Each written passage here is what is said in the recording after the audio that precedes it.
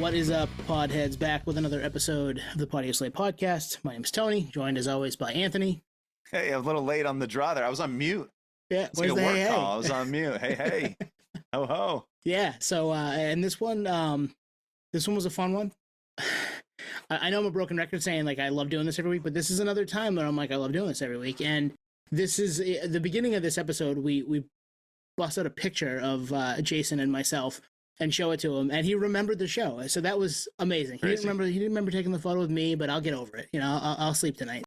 Well, it's funny. I mean, everyone's going to hear this in a few minutes anyway, but it took him a while to remember the show. Not a while, Well, but 7,000 shows. I mean, shit. Yeah, it took him a minute. But then once he remembered the show, he knew details of the venue and all that. So That it was cold in Maine in January. Yep. So yeah, I mean, you clicked on the episode, you know Jason DeVore of Authority Zero, legacy punk band from the West Coast, from Mesa, Arizona. Been at it for a long ass time. You know the records. It's funny. We were chatting. You know, we've kind of checked out albums over the years, and then maybe missed an album, and then you go catch up, and it's like, oh shit, I missed an album. Yeah, like, why did I miss this? Because this is all I love it all. They've been consistent for. The first album, A Passage in Time, it was the kind of the big breakthrough was 2002, and then it's been every 2 or 3 years, 2, 3, 4 years, so pretty consistent. And playing shows and putting out solo projects, like he's got all kinds of stuff. He's a busy dude. Made 45 minutes for us to talk about the new EP, which dropped this past weekend, this past Friday, and it's really good. If you have not checked it and you're just listening to this because you listen to Podioslave, we appreciate you, but go check the new Authority Zero EP that dropped on Friday, because it's awesome. Like I'm a huge fan of it. It's gotten me reinvigorated and going back and listening to old Authority Zero from 2002 on, because I loved that band then, and it's cool to kind of have that come back, and they're still doing it at a high level. They are, and I get 2 asks for anyone listening, whether you check us out every week, if you're new from Jason or you're new from some of the recent episodes. 2 asks. 1, go listen to the EP. 30 years, speaking to the youth. It's streaming, as we said. Second ask. This is a call out, guys and gals. If you're listening, throw us a review. Go on Apple Podcasts, go on Spotify, do a rating, do a review. That like organic support helps beyond your wildest dreams. Like there's even that helps more than likes and shares and all that. We haven't had a review. I looked. It's been a long time, and I know the numbers. A lot of people are listening to this podcast. Throw us a review. Throw us a ranking. Maybe we'll do something for you. If I see the next review, maybe we'll do something for you. Do a review. DM the podcast, because we answer DMs for the most part if we see them, right? I mean, sometimes they get locked away in some spam folder that we didn't see for 6 months, but when they come through on the regular DM spot, we'll say hey back, and maybe there's a T-shirt in there for you. Who knows, right? We could pull that off, and yeah, a review would be great, and tell a friend. That's the other thing I would tell you. Tell a friend, because so 2 asks. Yeah, I'm asking for something too. We listen to the record, give us a review, and tell a friend when you're doing that. And maybe you send the review to a friend. That works too. And then they'll do it. It's like just share everything. Like I don't know, like, share, subscribe, ring that bell. I don't know, all the shit that you hear from every podcast and you're sick of hearing. It keeps us going, and it gets us to do the next one and do the next one and do the next one. And if you listen to us, whether this is your first time or your 50th time or 242nd time, we appreciate every one of those. But sometimes we need a win every now and then. We'd love for you to give us that. So please and thanks. Yeah, like for us, that's the extra person showing up to a show. Like if we were a band, we notice it, and it keeps us going. We love the conversations, we love prepping for them, but it's that extra oomph. Yep. It helps. It keeps us motivated. We get some stuff in the works here. We're not going to spoil it. Don't want to jinx it, but yeah, if you're listening, thank you. And want to get into it? Let's get into it. Conversation with Jason DeVore, Authority Zero. New EP just dropped. Go check that and listen to this. All right, Jason DeVore, Authority Zero, joining us tonight. How you doing, man? I'm doing great, man. How are you guys doing? We are good. We're excited for this. I have too, man. It's been a long time coming at this point. So we're going to go down memory lane. I'm going to share my screen. I know this isn't great for audio, but it'll be fun. We'll post this photo on social media again, too. That is you and I, Jason, Bro, I in could tell by the T-shirt in the back that was like 2002 or one. January of 2003. 2003. Okay, yeah. In Augusta, Maine. You played The Edge, which, do you remember that show by any chance? Maybe, possibly? Maybe? There's been a couple shows since that one, but I mean, Yeah. right? I do remember that tour because that was one of our, I mean, that was like in the beginning stages of our big touring kickoff of the career. So, I mean, Augusta, Maine. Tell me some things about that show that might stand out. So it was with Gob. Okay. And this local, and you met Tony. I mean, that's the most important thing. You met Tony. I met Tony. I should be on the spot right there, like no question. I'm thinking, I took that photo. Like I was at the show too. Were you really? This local band called the High Five and White Guys opened. Okay. Great name for a band. Great name. But sounds familiar. It was a teen center. The capacity was like 200, and it was kind of in a basement. It was kind of narrow. It was all brick basement. Wait, dude, it was freezing outside? Yes. Yep. It was in January. I remember exactly that show you're talking about, dude. So what do you remember about it? What do you remember about it? I remember being super cold outside, and it was ridiculous. We were killing time before the show too, just trying. I like going to walk around before shows and just check things out. And there was like one restaurant open, I think, that night down around the corner, and we just went to that restaurant, and it was just freezing. I remember it being freezing cold. It was a hot as hell show though. It was like super hot inside. So the show went off. It was a super rad show. We had a lot of fun on that show too. And there's people off to the left-hand side. If I'm taking the same show, off to the left-hand side, there's like a little square brick cutout. Oh, yeah. You have a good memory. Yeah. That is exactly the venue. Dude, that's wild. That was that long ago? Yeah, man. Coming up on 22 years here in January. I should not remember that. I should not remember that, dude. I'm telling you. That's awesome, though. But yeah, you're right, Anthony. I think you took the photo. I think your sister was with us, right? We all went up. Oh, yeah. And, we went up. We were 5 months away from graduating from high school. So we were seniors in high school. I think I'm 18 in that photo. So, or 17. I might even be 17 in that photo. But yeah, crazy times. So isn't that wild, dude? That's what a trip. Time is flying by. And we hang on to all that shit because you never know when you're going to, interview Jason 22 years later. So. I try to tell my wife that about all the shit in my room. I'm like, you never know when I'm going to need this. Yeah, never throw that stuff out. I know I kept every flyer, every ticket stub, all photos, all that shit. And my wife's like, Are you ready to move on from this? I'm like, nope, not a chance, because you can never replace it. I will never get that stuff back. Yeah, I mean, unless I do the went on same eBay. Thing. Yeah, right, exactly. And I do that with my band T-shirts all the way from back then. Like I've got a Guttermouth shirt from our first tour, Punkorama tour, 2002. I think it was 2002. Yeah, with those guys, 1208, and somebody else was on that. But I mean, I got that same T-shirt. It's just one of my many throughout the years. I've gotten like the tour shirt. It's been a lot of tours at this point. So she's like, "What are you doing?" Like, yep. Like you never wear these things. I'm like, maybe a quilt. Yeah, I know you can do that. Yeah. And those things end up, people. I know Anthony did a TikTok for our account.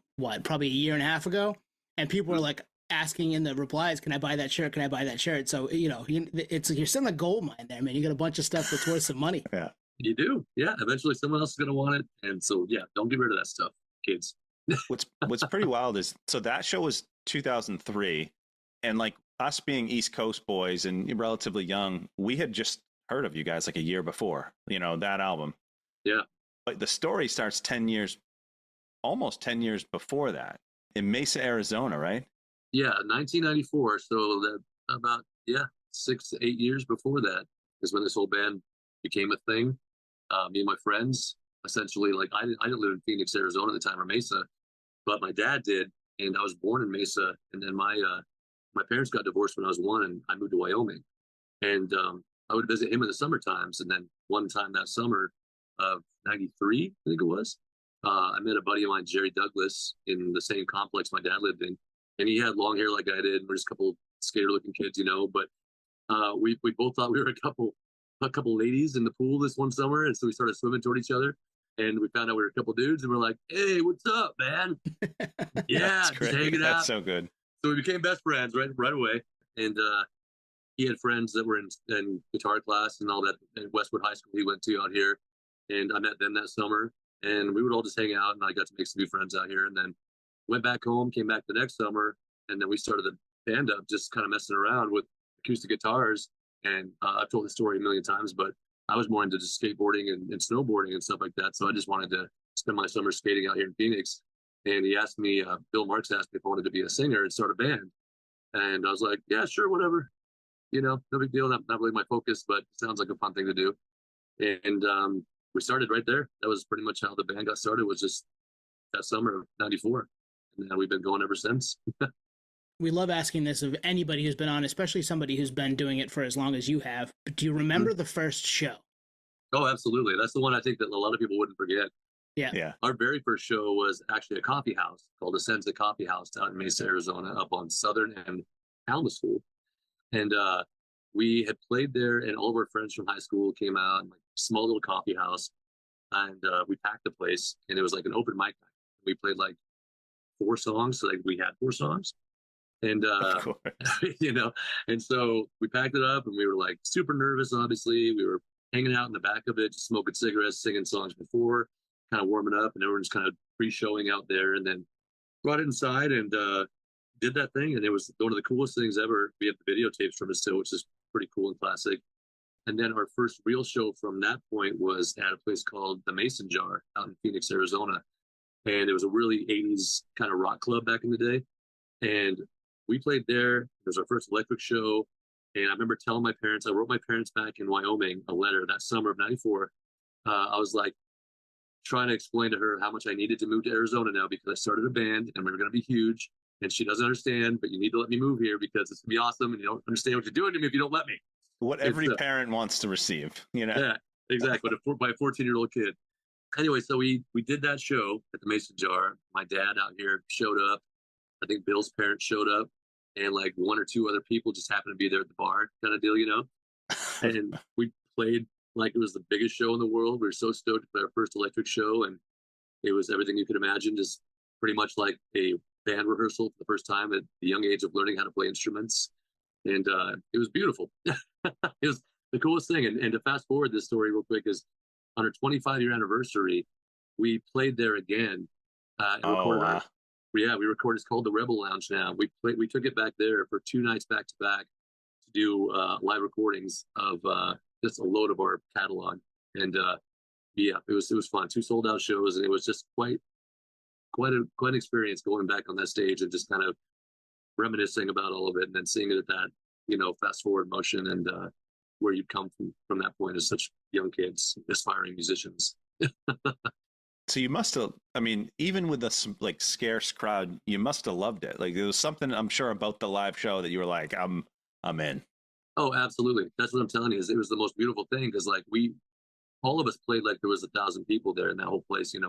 We knew that at that moment we were like, anybody who's paying attention to us matters, and it's important for us to do the best we can every single show. That was our first show. We're like, especially our first show, to set the bar for what was to come. And we gave it all. I was out there running around this empty room, just kind of shaking up the drunk guys at the bar, like just kind of doing the thing, man, and trying to have, just having fun. When did you guys go from playing a show here and there, getting being in front of 5 or 6 people to this is what we're gonna do? We're gonna play a bunch of shows. We're gonna get noticed by Lava and put out a major in 2002. Like how did you get to that point? Well, we started with that show right there, that first one. We started booking shows anywhere we could find a spot to play. We'd play house parties all over the valley. We'd play schools. We'd just go plug in and play and have people hopefully walk by and show up and listen. Any place we could find electricity, honestly. And so we started doing like probably 5 or 6 shows a week if we could. And then we started playing at a place called Electric Ballroom. And we had some contacts with, there was a local radio station called 100.3, 106.3 The Edge here in town. And they did a festival called Edge Fest. But they had a show on that radio station called the Ska Punk Show, and it was every Sunday for about 2 hours a night, I think it was. And Craven Moorhead was the DJ there. He's now a friend named Derek Seidensticker. And I remember we had our first little crappy demo that we took down to the station. And I took a little CD down there, like a burn CD, and like kept sliding under the door a couple times over again. And just kept calling too. And I was like, hey, did you get our demo? Did you get the demo? And he finally got back to me and he was like, yeah, I heard you guys' stuff. I really liked it. It reminds me of some old Descendants stuff, which was super cool to us. And he's like, I'm going to play you guys next Sunday on the thing they call Backyard Bollocks So it's like one local band every Sunday. And so I remember they did it, and we were all crowded around this little boom box, like old school style, with the tape cassette player on it and everything. And we cranked it up. They played one of our songs, and we just freaked out. We couldn't believe we were on the radio. And then from there, we did better demos of newer songs like Sky's the Limit and One More Minute, things like that, which were still pretty rough demos, but we actually ended up befriending Derek Steinsick at Craven Moorhead and recording some of the vocals and guitar parts in his house. And so he took that and passed it on to the big boss, Nancy Stevens. They're the head program director, and showed it to her, and she really liked Sky's the Limit and One More Minute, but it was more of a rock kind of station, so they played Sky's the Limit first. And we started getting a lot of notoriety because of that song, and people started showing up a little bit more at a time at the shows, and then they dropped One More Minute for us, and then things went crazy. It was insane, the amount of people that started coming out to the shows with the more the more listener friendly kind of song, I guess you'd say. So people started coming out in bulk, and the shows got bigger and bigger, and they continued to stay that way. They weren't like a kind of overnight kind of moment. And then record labels started seeing this band being played that was not a signed band on this radio station over and again and over and again and over again for long periods of time. And so from there, they got interested, like, who's this unsigned band that we need to check out? And so they started flying out, checking out our shows. We talked to them. They tried, they do the whining and dining us kind of thing. And from there, they were like, well, it's probably still a fly by kind of night deal. We'll see what happens. And then things kept on progressing. And then they were like, all right, this is kind of the real deal, I guess. So we'll go check it out again. We want to sign these guys. So that turned into a battle of Republic Universal and Love Atlantic actually doing a bidding war, which was fucking crazy. We were like, what is that? We're like, what is happening right now? Like 2 months ago, nobody gave a shit, literally. Like, my parents were there, and it seemed like now, granted the hard work was there, but things were happening at a drastically fast pace. And we were kind of mind blown. So this whole battle thing going back and forth, and we were out in Vegas. I'll never forget this too. We were out in Vegas with our manager, Brad Patrick, and we were getting ready to sign the deal with Republic Universal Records. We're like, all right, this seems like a better deal. We like what they got to say here. And after we'd already made our adjustments and our propositions to Lava that we wanted to not agree to, and that we want to change in the contracts, Lava came back and fired back a better deal right as we were going to sign that day. I remember my manager going and putting like $200 chips on green after we were like all stoked. We're signing the deal. It's coming up here. Like, tomorrow's going to be the thing. He put it on the green and he won on roulette. Wow. Not even a joke. He won. He hit, and I was like, the fucking stars are aligning. This is some crazy shit. God. And it's all happening the way it's supposed to. I'm a big believer in that kind of thing. Like 1234 is my thing with synchronicity, but we'll get into that later probably. But that was one of those things. And I was like, this is meant to be. It's finally our time to go out and do this thing. We've been playing for 7 years already, 8 years, whatever it was at that point. And it's time to hit the fucking road and go play worldwide for the rest of our lives. Let's go. And so we did sign to Love Atlantic, and it was great. They were great to us. I look back, it's like the major label thing, but we chased down a lot of the indie punk labels for years, and no one was interested. And I can't blame them, because we didn't really know what we were doing at the time. We weren't probably ready for that, honestly, when we were chasing everybody down, and we probably didn't really have our sound or whatever figured out yet. We were still young kids learning how to play what we wanted to play. We had a broad span of influences all across the board, so it wasn't any particular sound. It had punk rock anxiety, angst, and like deliverance and skate punk background ethos, but it was all across the map. So I don't think a lot of people got it. So I can't blame labels for not being like, oh yeah, that's not our thing, Yeah. So when somebody finally gave a shit, we're like, well, I guess we're gonna stop chasing people around, and somebody's actually coming after us for a change. Let's give this a run and see where it takes us. Well, and 30 years in now, 8 studio albums, EPs, live records, like you said, it's it's a testament to you as a band and Authority Zero as a band, and it's pretty cool that it continues to be a thing that obviously you're passionate about and continue to make music, right? Absolutely. I think that's what's been the driving force is, the people who have stuck around all these years throughout the ups and downs and the intervals of all of it, and the stuck with the idea behind it, what's grown into, and just the support from them, which gives, I know me individually as, I guess the last long-standing member, the drive and excitement to like want to keep on going and growing and putting on those shows and giving those kids the show that they deserve every time we go out and play. Yeah. What is it about it that keeps you back? Is it just is it the live show? Is it the creative process? I'm always curious with someone like you that's been at it. I mean, 30 years. Some of your fans aren't even that old, Jason. I know, it's really strange.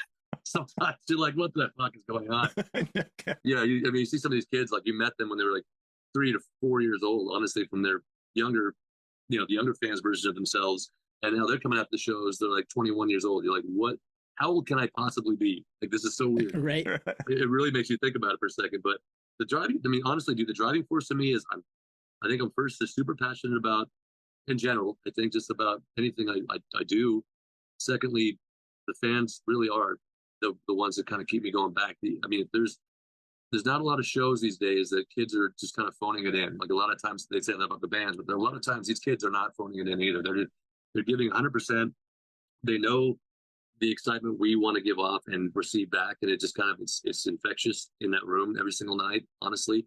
And that's, again, even with smaller shows. When they're smaller shows, it's like those kids make it count, and we make it count for them still. It's just, there's something so exciting about that, and knowing just people have been waiting that whole week or that year or that month even to just come see you play after such a long time in a different country, let alone a different city. Are you kidding me? It's like, nobody gave a shit when you're in your garage. Now you're doing this universally. Like, how can you not just be stoked every single night you're playing anywhere and like be excited to go travel? Traveling's a lot of fun. Wife doesn't like it as much as I do, but it's a lot of fun to travel. She gets to come sometimes, of course, but I just love writing. I love music. I love being expressive, and I love the community of it all. I really do. Like the friends we've made over all this time, half of them, which are fans, are now like dear friends.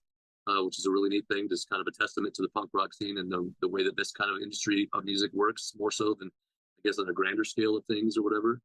But just the bands along the way too, like your idols have become your friends at this point, and you're playing shows with them and just chopping it up after shows. It's incredible. It's really incredible.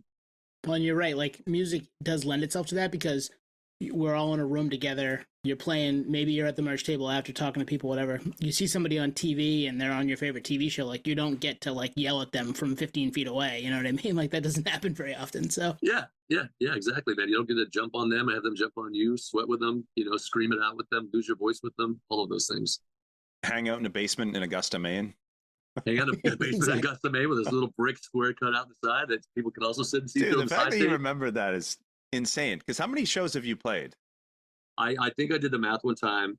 I wish I remembered the number off the top of my head, but I think it was something in the ballpark of like 7,000 shows. I don't even know. It was ridiculous. Wow. It was a dumb number. I want to kind of look it up if I can. I don't want to get away from this thing, but I've got it like on my notepad, I think.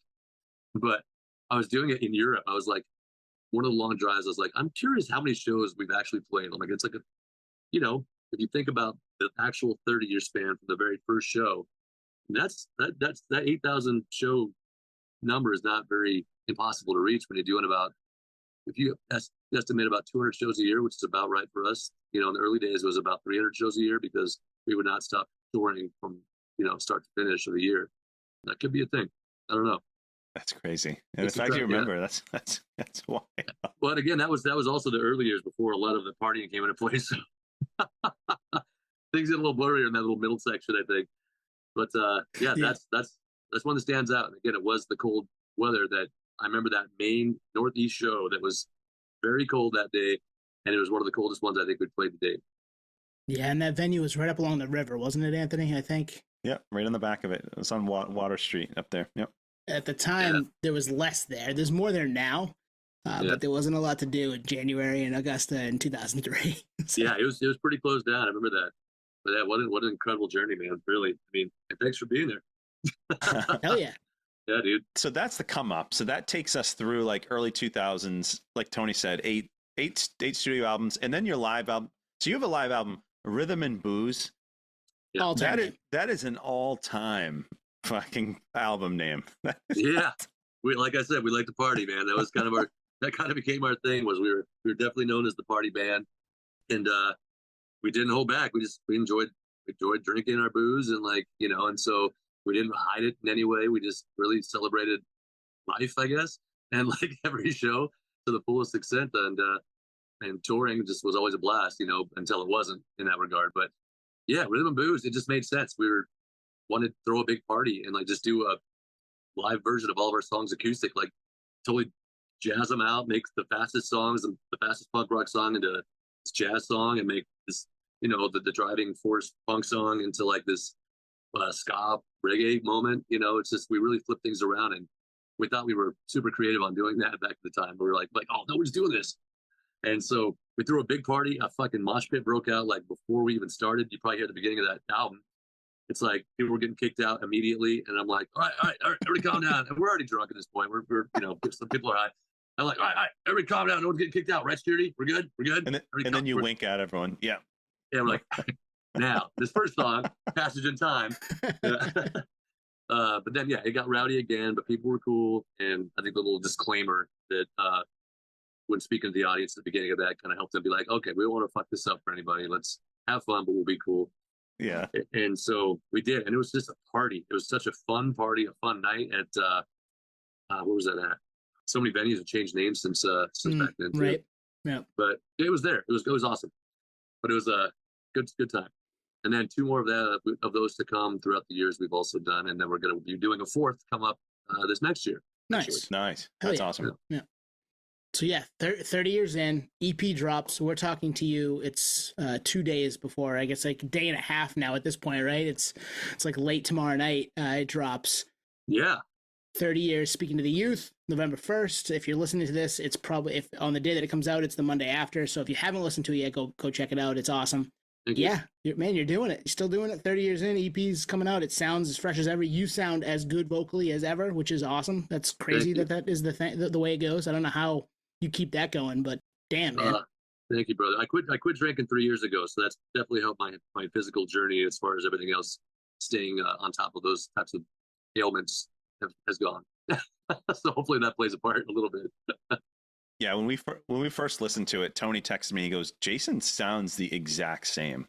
I love to hear that in a good way. Yeah, it's a good thing, right? Exactly. It's a good thing. Thank you for that, man. Yeah, I band practice tonight too for 4 hours. We did our last rehearsal before the tour kicking off on that this Friday, or the Friday coming up with the Mag Daddies. Yeah. So yeah, what are you feeling right this second? I mean, it's not out there for everybody. A couple songs are out there. I think you released one today. You said you probably release one tomorrow, but not everybody's heard everything yet. So how do you feel? Do you still get like giddy like Christmas, night before Christmas, or? I do. I absolutely do, man. Nice. But what's funny about it too is we were at practice this afternoon, and we were all talking because I've lost track of time a little bit here and there too. But we were doing rehearsals, and I was only thinking about the tour coming up. I wasn't thinking about the release because we were so focused on this too. And we were talking, just bullshitting in the parking lot. And I was like, we're talking about the vinyl when the vinyl's coming in, and the vinyl comes in tomorrow to take a look at it. And I was like, oh shit, that's right. The record comes out in 2 days already. I'm like, we've been so like focused on promoting the singles and like, the longevity spread out of things and, interviews and things like that, that you kind of lose track of when it's actually happening and what the date really is. And that was kind of a reminder that it's 2 days from now. So that's reinvigorating to, like you say, that Christmas morning kind of feeling all over again here at practice this morning. Yeah, I'm super stoked, dude. We put a lot of hard work into this one. It was a lot of fun again out there in Santa Ana with Cameron Webb again, who did the Tipping Point and Ollie Oxenfree. And I love the production on it. It was a fun time working with him, and just had a blast writing these songs and just kind of getting some stuff off my chest. So you said promoting it and, vinyl. Like this far in your career we're in 2024. Had to do a check there. We're in 2024. Right? Are you more hands-on now than ever? Oh, absolutely. I mean, absolutely. It feels that way. Yeah. Yeah. I've really taken, and again, I not, putting all the credit toward putting the drink or whatever, but it's like there was a lot of time. There was a time period in the band where there's a lot not going well. We all know the members have changed throughout the years, and things like that have happened with people leaving and moving on with life and doing other things, of course. But through those hardships, there was not a lot of hands-on stuff going on. I was kind of like just feeling like I was at the mercy of things, and like I hadn't learned quite enough along the way on the business side of things, I guess. And so I really started paying attention to a lot of that stuff and really started wanting to be more hands-on and learn more of those things. And so with that came a lot of, like you say, just taking the reins a bit more and really remembering it's our band, and it's like, we want this band to do what we want this band to do, we need to do it, and at least present those ideas to people that are helping us manage the band and move the band in a certain direction. Because otherwise, how do they know what we want to actually do with this group? It's like they're just kind of, they probably just be going through the motions and like doing like the clerical work, when I think when stepping up a little more and like being a little more vocal about things and letting everyone know that, you know, there's a direction this band needs to go still and wants to build and grow into. It's not just like this, I don't want to have this be just this old nostalgic band, but it's still a growing band, and see the possibilities of the future.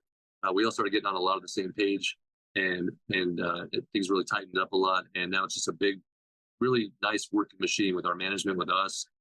It's just a really big team effort. And we've been putting our own records out now independently since, I think what was the first one? After Broadcasting to the Nations. So the last 4 records we put out ourselves independently, and that's really helped us grow as a team. And just, again, being more hands-on with it. If you want something done, you got to voice it, you got to do it yourself. You know, it's a collective effort. So I love it. Yeah, man, I feel that, and so do we. So it's fun to have somebody with your energy still for it, you know, this far into it. That's pretty cool stuff, man. Thanks, brother.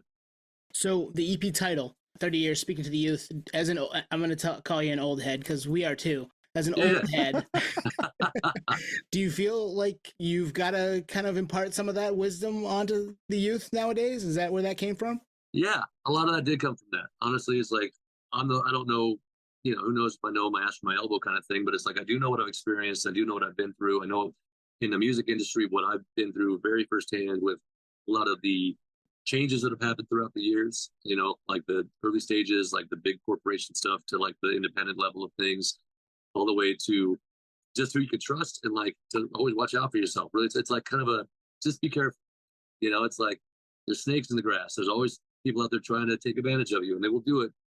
Unfortunately, you give people the benefit of the doubt. Of course, I still do, but it's like, just be wary when you go to trust somebody immediately, and be willing to just give yourself completely to that person or organization or whatever. It's like, do some background, you know, research, whatever the case, and just really think about things a little bit before just jumping off the bridge, you know? So, and again, it's like, it's again, just through experience. And speaking of the youth is like, here's basically what I would think you might want to look out for.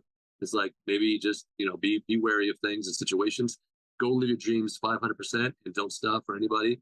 You know, it's also like about that, like, don't listen to people telling you can't do shit, because I think we're an example that you can. It's not going to be easy, but you can, no matter what. If you believe in it and you push for it, you can.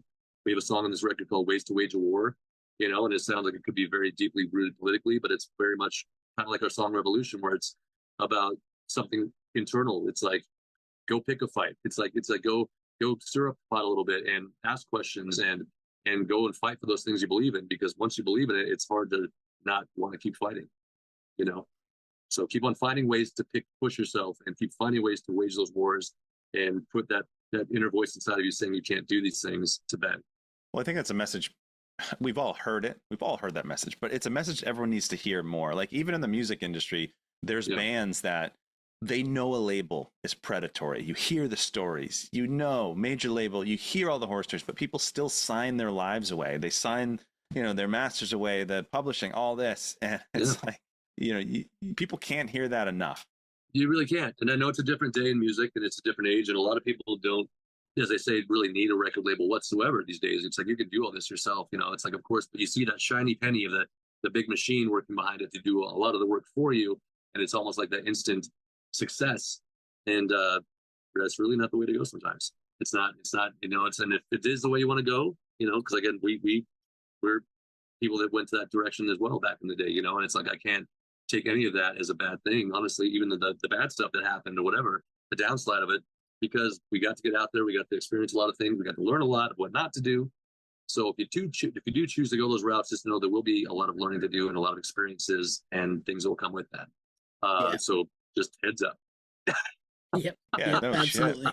Yeah, right. It's good for a little while, and then all of a sudden, you know, things change. Things can change quick in this industry, I'm sure. Yeah, sometimes the floor falls out from under you, and you're like, "What the fuck just happened?" Okay, and then we're back at square one. And if you have it in you to fight and keep on growing and building, and realize that was not your pinnacle, that was just the beginning, then you'll be in a good place.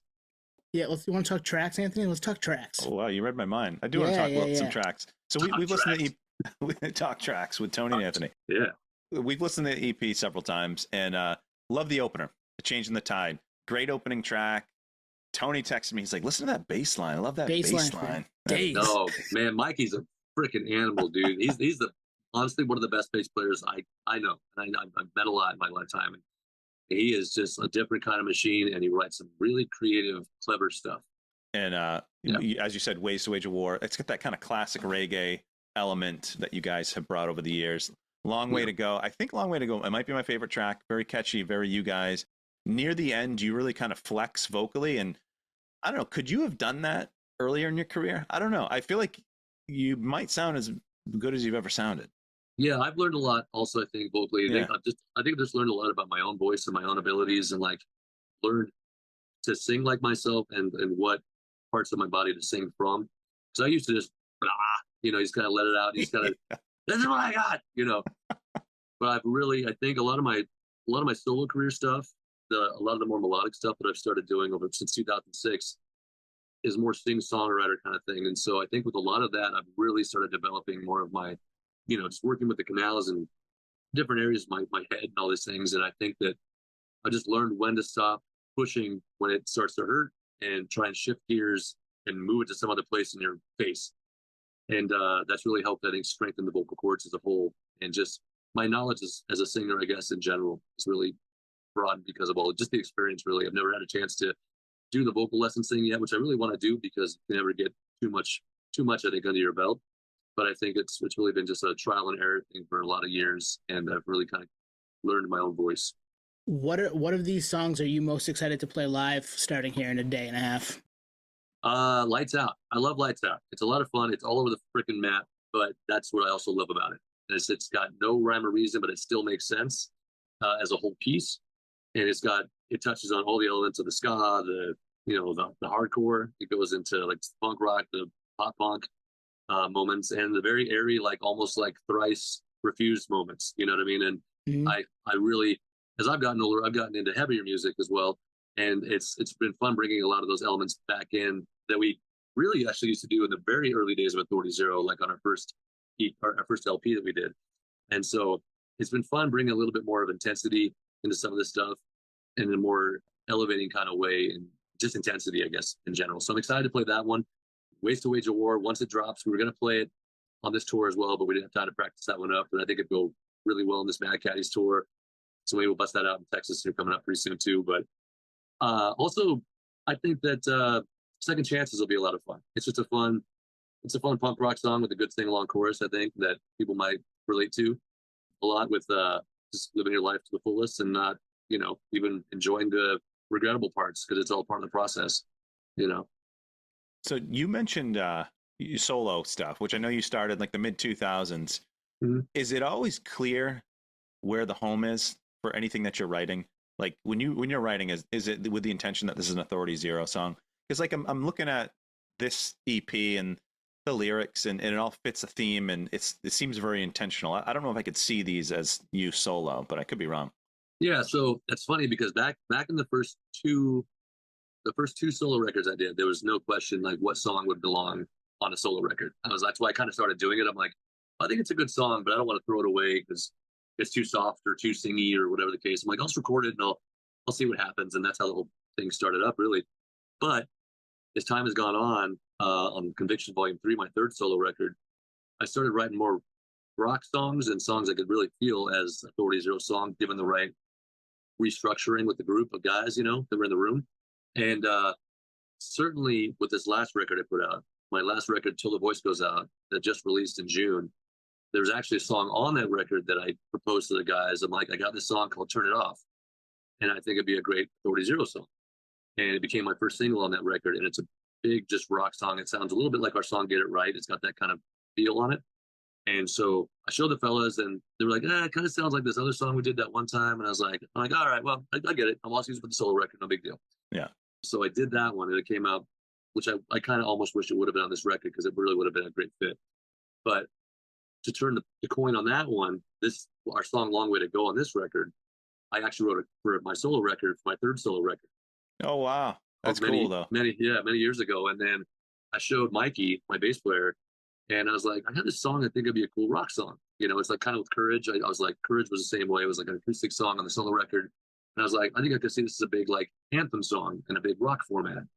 And so that's when we re-released that one. But with this one, we did a demo of it for the Ollie Ollie Oxenfree record.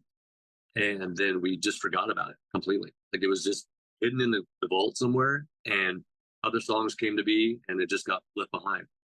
So we started writing this record, and we all had kind of like ideas, but not really. I had some choruses I had on my little phone, voice recorder from acoustic little whatever. I'm like, here's a chorus. Let's start with this chorus thing. So like with Ways to Wage a War, things like that.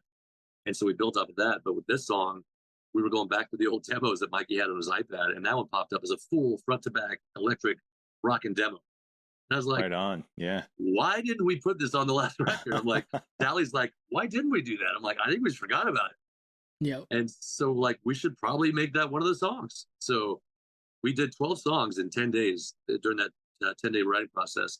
And a lot of them were not done enough to where we wanted to be like, how do we follow up Ollie Ollie Oxenfree? We really enjoyed that record. We thought we did a good job on that record. It was one of our favorites, I think, to date. We're like, we got to really come out with something solid for a full length record, just for ourselves to like top that one or back that one, or like have the intensity and the emotion and eclecticity that one had. And out of these songs, the 12, we didn't feel like that was there yet. We're like, let's pick our favorite 6 songs of the bunch. We'll do something special for the 30 year rather than trying to race to release a new record because it's the 30 year. And instead of putting out these, re-releases to, put out old albums or, box sets, we'll do something actually fresh for people. And that's where these came from. So we put these all together in a bunch, and 6-song LP coming out 2 days. Does that happen a lot where you've got something and maybe you forgot about it and then all of a sudden it gets this new life? Or is that like one of the few times it's happened? It does a lot more, but it's in a more raw form. Like I'll go through my voice notes from like even the last solo record again. Like I had stuff on there I'd written 2 years before. I was trying to think of more song ideas, and there was like halfway, if not full songs that I had like way back catalog that I just totally forgotten about. And I was like, that was some good stuff. I'm like, let's revisit that, and kind of break it apart and maybe take it to a more current place. Yeah, I think we've had probably 150 interviews at this point. We always love digging into the creative process. Some people use their notes app on their phone for like lyrics, and they'll start with a theme of like, I'm going to base lyrics around this theme, or they'll do like you hear about people used to do this from prison. They'd call and leave voicemails of melodies and shit. This is the modern way to do that. Brains did that. HR from Bad Brains did that. That's right. Yeah, right. Yeah. Yeah, that landed on a record too. And Lil Wayne too. Lil Wayne. Can't forget Lil Wayne. But it's crazy. Like, do you guys all live physically close to each other? We do now. Yeah. Mike and I have lived in Mesa, Tempe area for this pretty much forever. And my guitar player, Brandon, just moved here to Arizona last year. So there's 3 of us here now. Dally lives in the Los Angeles area still, our drummer. So, but it's easy. It's like we make it easy. It's like if we need to get together and practice or we want to rehearse, we're like, Dally will come out here and crash on my pad for, like a week or whatever. And we'll just all get together and chop it up and then go through some ideas. And with touring coming up here like we have now, he'll just come out here for 2 days prior to get 1 or 2 rehearsals in, and then we'll hit the road. So yeah, tour starts in a couple days. Tucson, then a bunch of Cali dates, and then you're in Texas in most of December. So yeah, that's exciting stuff to get out there and play these new songs for people, and some of the old stuff. And I'm sure you're gonna have career spanning stuff, right? 30 years in, you got to play everything. We made a set list that's like we haven't done in a while too, man. We busted some classics out that people have been yelling from the crowd for a while, and we're like, yeah, next tour. I had to make the cut this time.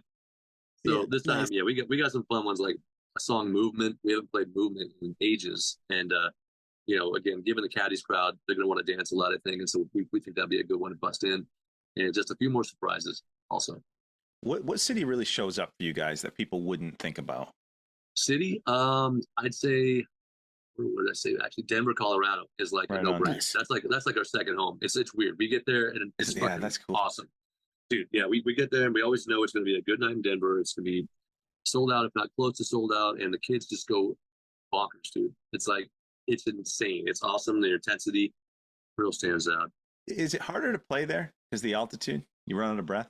No, it's really not. And you know what's funny about that stuff? My drummer Dally, again, he always like reminds everybody that it's higher altitude when we get there. And I think if we just didn't say anything, Right. everyone would be fine. Yeah, it's like nobody thinks twice about it. It's like now you're going in there like conscious, self-conscious about it, and you're like, oh, I just warmed up, I can't breathe. Oh God, it's gonna be a horrible show. I've never thought about that until now. Like, because they say like when you drink, it's a different experience in sports and whatnot. With just running out of breath. So I've never thought about it from a band perspective. Yeah, it doesn't really bother me too awful much. I haven't seen any of the guys really going for, choking down the oxygen moments. But yeah, it's always fun in Denver. I'm trying to think where else like really stands out.